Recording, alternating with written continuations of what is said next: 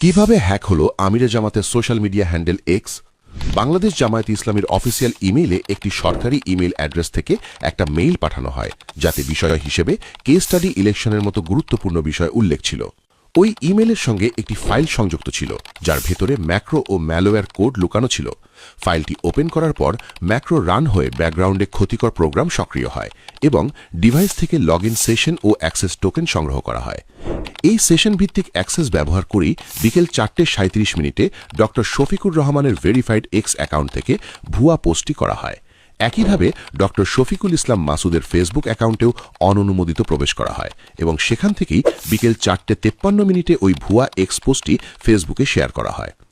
বিষয়টি শনাক্ত হওয়ার পর বিকেল 5:09 পাসওয়ার্ড পরিবর্তন করা হয়, ফলে সব অননুমোদিত সেশন সঙ্গে সঙ্গে বাতিল হয়ে যায়।